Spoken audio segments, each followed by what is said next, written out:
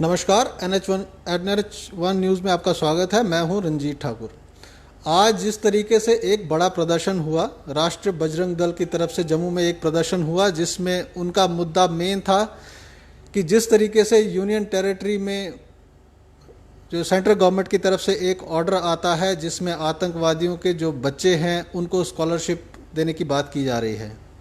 हमारे साथ इस समय राष्ट्रीय बजरंग दल के जो स्टेट प्रेसिडेंट है राकेश बजरंगी जी, इनसे जानेंगे कि क्या है बेसिकली ये ऑर्डर और आज किस तरीके का प्रदर्शन किया। सर, आपका स्वागत है। धन्यवाद जी। देखिए, जिस प्रकार से आज कल का ये एक ऑर्डर जो है ट्वीट करके सरकार ने जो लाया है, उसमें 27 जो हैं उसमें चीज़ें हैं जिसमें डोर टू डोर स्टेप करके जो लोगों को डोर टू डोर जाके जो है वो सुविधाएं जो है उनको उपलब्ध कराई जाएंगी। जो है डोमिसाइल भी है और कई योजनाएं जो हैं सरकार की चलती हैं वो हैं। उसका हम स्वागत करते हैं सरकार का। सरकार बड़ा अच्छा कार्य कर रही है, लेकिन उसके बीच में जो 16 नंबर है हम उसका आज कड़ा विरोध कर रहे हैं। उस 16 नंबर में ये है कि जितने भी मिलिटेंट जो मारे गए हैं उनके बच्चों को स्कॉलरशिप दी जाएगी, उसका हम विरोध कर रहे हैं। हमारा मानना है कि स्कॉलरशिप जो है वो जो जवान शहीद हुए हैं, चाहे वो सेना, पैरामिलिट्री फोर्सेस, पुलिस के जवान जो शहीद हुए उनके बच्चों को मिलनी चाहिए। उसके अलावा जो उन गरीब बच्चों को मिलनी चाहिए जो बच्चे जो पढ़ने में सक्षम नहीं है, जिनके पास कोई सुविधा नहीं है पढ़ने के लिए, जिनके घर में खाने के लिए 2 वक्त की रोटी नहीं है, लेकिन उनमें प्रतिभा खूब है, ताकि उनको स्कॉलरशिप मिले और देश में वो प्रतिभा का अपना प्रतिभा देश में दिखा सके। उन बच्चों को जो है स्कॉलरशिप मिलनी चाहिए। ये सरासर गलत जो सिस्टम है, गलत तरीके से जो ये स्कॉलरशिप जो है उन लोगों दी जा रही है जो जिन लोगों ने देश के खिलाफ बंदूक उठाई, जिन्होंने तिरंगे का अपमान किया, जिन्होंने हमारे सेना, पैरामिलिट्री फोर्सेज और पुलिस के जवानों को मारा, जिन्होंने हमारे देश की निहत्थी जनता को मारा और जिन्होंने देश के विरुद्ध हमेशा पाकिस्तान के झंडे चढ़ाए और उसके अलावा ISI के झंडे फहराए, उन लोगों को स्कॉलरशिप दी जाए। ये सरासर जो है दोहरी नीति जो है सरकार की, वो हम बर्दाश्त नहीं करेंगे। आज उसी के खिलाफ हमारा जो है ये प्रदर्शन हुआ है। सर, जिस तरीके से आपने देखा होगा ये सेकंड टर्म चल रहा है प्राइम मिनिस्टर नरेंद्र मोदी का, और बीजेपी हमेशा ये बात कहती है कि टेरर इंफ्रास्ट्रक्चर को जो है नष्ट नाबूद किया जाएगा जम्मू कश्मीर में और यहाँ पर दोबारा से हालात जो है वो नॉर्मलसी की तरफ लाएंगे। मगर एक तरफ जो वोट उन्होंने लिया है वो इसी पे लिया है, और अब इस तरीके की पॉलिसी लाना ये कितना आपको लगता है लोगों के साथ धोखा है? देखिए, ये दोहरी राजनीति जो खेलते हैं ना, वो अब लोगों को समझ में आने लग गई है। जब कोई भी मसला जो है हल होता है या केंद्र सरकार हल करती है या जम्मू के लोग जो हैं विरोध करते हैं, उसके दबाव में केंद्र सरकार अपना फैसला वापस लेती है, तो ये सोशल मीडिया में, जगह जगह मीडिया में जाकर ये हल्ला करते हैं कि देखिए हमने किया। और जब कोई गलत फैसला होता है तो जब मीडिया इनसे कोई क्वेश्चन पूछती है तो ये बोलते हैं हमारी तो सरकार ही नहीं है, जब हमारी सरकार आएगी तो हम इसके ऊपर कार्य करेंगे। ये दोहरी राजनीति नहीं होती। मैं पूछना चाहता हूँ, सरकार किसकी है? सेंट्रल गवर्नमेंट किसकी है? यहाँ पर गवर्नर के लेफ्टिनेंट गवर्नर किसका है? केंद्र सरकार ने बैठाया ना। तो इसलिए ये दोहरी राजनीति जो है वो अब हमें समझ में आने लगी है और जम्मू के लोगों को भी समझ में आने लगी है। देखिए, वोट इन्होंने जम्मू से लिया है और ये फायदे जो हैं वो कश्मीर के लोगों को देने लगे हैं। चाहे इनकी सरकार थी उस टाइम भी इन्होंने पॉलिसी लाई कि हम मिलिटेंट जो मिलिटेंट मरेंगे उनको जो है मुआवजा दिया जाएगा। उस टाइम भी भारी विरोध जो है जम्मू में हुआ और इनको वो पॉलिसी वापस लेनी पड़ी। अब इनको ये पॉलिसी भी वापस लेनी पड़ेगी क्योंकि जम्मू जो है वो खड़ा होगा इसके ऊपर। अगर आपने देनी है स्कॉलरशिप तो उन लोगों को जो जरूरतमंद हैं, हम कह रहे हैं हम आपके साथ हैं, हम आपके साथ शाना बशाना कंधा मिला के आपके साथ खड़े होंगे, लेकिन उन लोगों को मिलनी चाहिए जो इसके काबिल हैं, जिनको मिलनी चाहिए। अगर इन्होंने फिर भी इन्होंने इस पॉलिसी को निरस्त नहीं किया तो इसके कड़े गंभीर परिणाम जो हैं वो इस सरकार को भुगतने पड़ेंगे और यहाँ के जो नेता हैं उनको भी भुगतने पड़ेंगे। सर, जो इन्फॉर्मेशन हमारे पास है, जहाँ तक वो अब कितनी करेक्ट है, कितनी गलत है या सही है, कि ये स्कीम जो थी ये काफ़ी पुरानी है, ये शायद 99 या 2000 के बाद की है। मगर जो इस स्कीम के बारे में ज़्यादा हाईलाइट भी नहीं हुआ, मीडिया में भी नहीं आया और आप जैसे संस्थाओं ने प्रदर्शन भी नहीं किया। मगर अब आपको लगता है कि ये उन लोगों के साथ धोखा है जो निहत्थे थे, डोडा किश्तवाड़ में मैसेकर हुए, वो लोग अभी भी वैसे के वैसे ही अपना जीवन व्यतीत कर रहे हैं।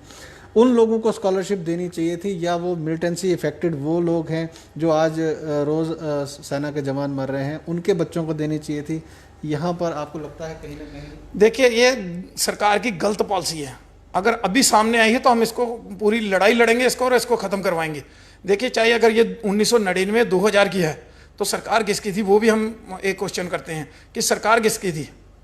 उस टाइम भी भाजपा की सरकार थी, अटल बिहारी वाजपेयी की सरकार थी।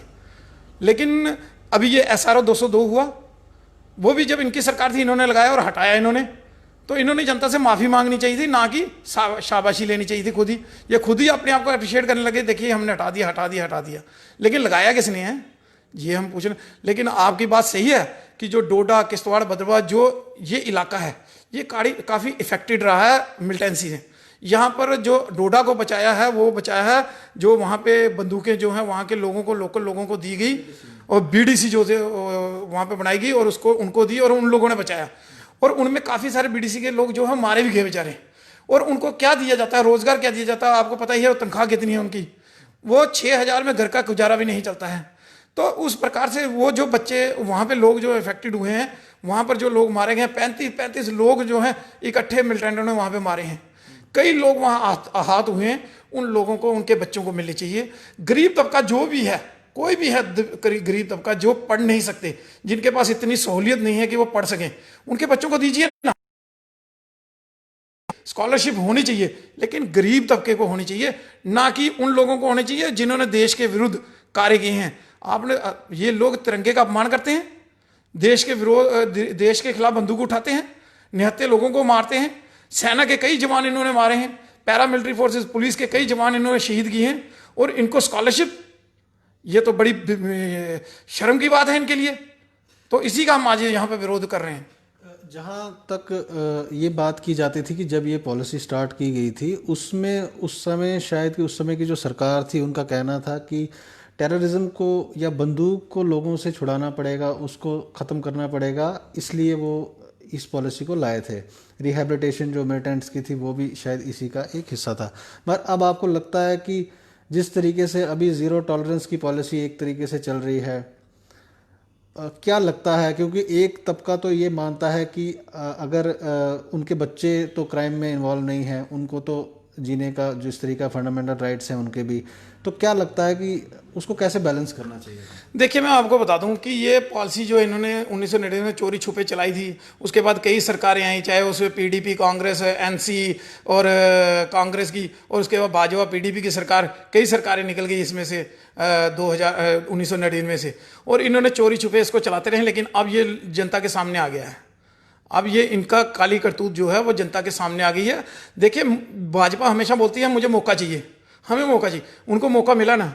केंद्र में उसकी तीसरी बार सरकार है जब से ये पॉलिसी बनी है, बनाई इन्होंने 2 बार, दूसरी बार मोदी जी की है, 1 बार अटल बिहारी वाजपेयी की होगी। और अगर अटल बिहारी वाजपेयी ने स्टार्ट किया है, मुझे इतना इसका पता नहीं है कि अगर 1999 2000 में शुरू हुई है तो ये अटल बिहारी वाजपेयी की सरकार में बनी।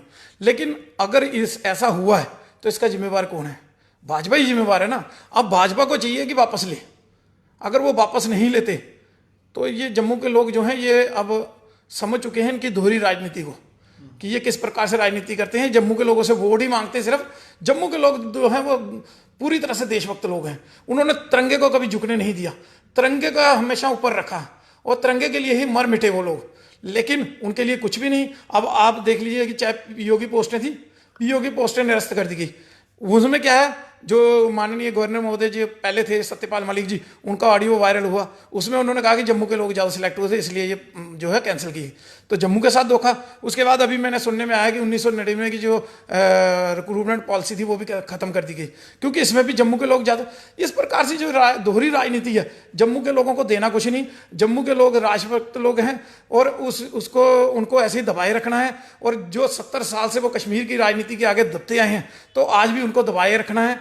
अभी हर जो चीज़ है वो कश्मीर के लिए कर रहे हैं। कश्मीर से मैं आज भी बोलता हूं और कल भी बोलूँगा कि इनको वहाँ के लोग वोट नहीं देंगे।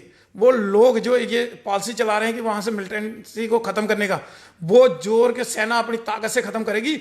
अगर वे इस प्रकार की पॉलिसी से चाहेंगे तो ये ख़त्म होने वाली नहीं है। सेना देखिए, अगर कहीं भी इनकाउंटर करती है, उनको एक मौका देती है सरेंडर करने का, कि आप सरेंडर करिए, आप आइए, मुख्य धारा में शामिल होइए। लेकिन नहीं, अभी आपके सामने वीडियो वायरल है, सामने कई होती हैं, लेकिन वो नहीं। उन्होंने बंदूक उठाई है तो देश के विरोध में उठाई है, और वो देश के खिलाफ काम करने वाले लोग हैं, और उनको मुआवजा भी उन्हीं को, हर चीज़ की सहूलियत आप उन्हीं को दे रहे हैं। अगर कोई सरेंडर मिलिटेंट को सरेंडर करता है तो उसको पैसे भी देंगे, नौकरी भी देंगे। ये कौन सी तरह की राजनीति आप चाहते हैं कि जम्मू के लोग भी हथियार उठाएं? आप इस लेवल पे ले जाना चाहते हैं? देखिए, डोडा, किश्तवाड़, भद्रवाह में इतनी मिलिटेंसी हुई है, राजौरी, पुंछ में इतनी मिलिटेंसी हुई है, क्या वहां के युवाओं ने हथियार उठाए? वहां के उन्हीं लोगों ने उठाए। वो एक कम्युनिटी को बिलोंग करते थे और दूसरी जो कम्युनिटी थी, 3-3 बार डोडा में हमारे लोगों की दुकानें चलाएगी। कश्मीर, किश्तवाड़ में 3-3 बार हमारे किश्तवाड़ में हमारे लोगों की दुकानें जलाएगी। क्या उन्होंने हथियार उठाए? लेकिन वो फिर भी आज तिरंगे के लिए मर मिटने के लिए तैयार हैं। इस प्रकार की, देखिए, उन लोगों को मुआवजे मिलने चाहिए, उन लोगों को ये स्कॉलरशिपें मिलनी चाहिए। आप उन लोगों को दे रहे हैं जो हमेशा हथियार लेके निर्दोष लोगों को हत्या करते हैं। हमारे सेना पैरामिलिट्री फोर्सेज के ऊपर हथियार उठाते हैं। पीछे डोडा में कितने हुआ कि 2 एसपीओ के गला रेती दिया गया, उसके बाद कितने वहां पर देशभक्त लोग जो थे सिविलियन, उनके ऊपर हमले हुए, चाहे वो चंद्रकांत जी थे, चाहे उसके पहले अनिल परिहार, सुनील परिहार थे, उनको मारा गया।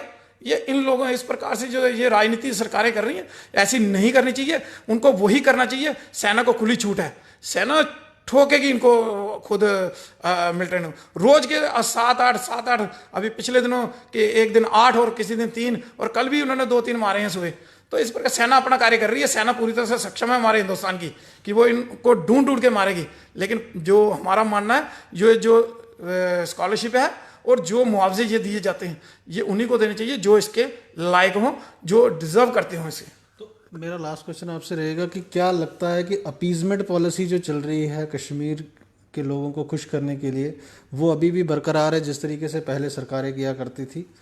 और उसको लेकर क्या कहेंगे? क्योंकि बीजेपी ने भी, अभी आपने देखा होगा, जो पॉलिटिकल पार्टी सामने आ रही हैं कश्मीर से आ रही हैं, लगता है कि जम्मू में लीडरशिप की कमी है, इसी वजह से वो ज़्यादा कश्मीर में फोकस। देखिए, मैं आपको बता दूं कि 370 पे सबसे ज़्यादा प्रदर्शन मेरे को लगता है कि हम ही लोगों ने किए थे, कि 370 यहाँ से हटनी चाहिए। और 35A का मुद्दा, ये तो जो उठाया ज़्यादा तो अंकुर जी ने उठाया था, तो उसके बाद हमें भी पता चला 35A तो 370 क्या है। उसके बाद 6-7 साल से हम भी लगातार इसको लेके चले और ये 300, हम उसके बाद केंद्र सरकार को अप्रिशिएट किया जब इन्होंने 370 और 35A हटाया। और हमें लगा कि जम्मू जो है 70 साल की गुलामी के बाद अब आज़ाद हुआ है और जम्मू को अब जो है उसका जो हक है वो पूरे तरीके से मिलेगा। देखिए, इन्होंने लद्दाख को तो यूटी बना दिया, अलग कर दिया और उसको उसका हक मिल गया, लेकिन जम्मू को कश्मीर के साथ रखा। और कश्मीर तो है ही हमारा, हम तो मानते हैं कि कश्मीर हम छोड़ेंगे नहीं। कश्मीर हमारा, हमारे ऋषि मुनियों की तपोभूमि है और उसको हम छोड़ने वाले भी नहीं हैं। लेकिन जो अभी की स्थिति थी कि हमें लगता था कि ये हमारा हक जो है हम अब जम्मू को देंगे, लेकिन देखने में ऐसा आया कि ऐसा कुछ नहीं है। ये बार बार ऐसी चीज़ें ला रहे हैं जिससे ये कश्मीर को खुश करने की कोशिश कर रहे हैं।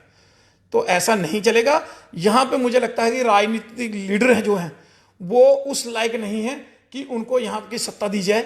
अभी कुछ लोग जो हैं, नए लोग इन्होंने चुनने चाहिए जो इस यहाँ की सत्ता को चला सके, क्योंकि ये लोग पहले जो सत्ता का सुख भोग चुके हैं और जनता ने इनको देख लिया, ये पूरी तरह से फेलियर हैं। ये करते कुछ थे, आपको मालूम है बुरहान वानी के ऊपर हमले के, जब बुरहान वानी को मारा हमारी सेना ने, हमने सेना को अप्रिशिएट किया और इन्होंने एक इंटरव्यू में कहा कि भाई हमें पता होता है बुरहान वानी है तो शायद हम इनकाउंटर नहीं करते।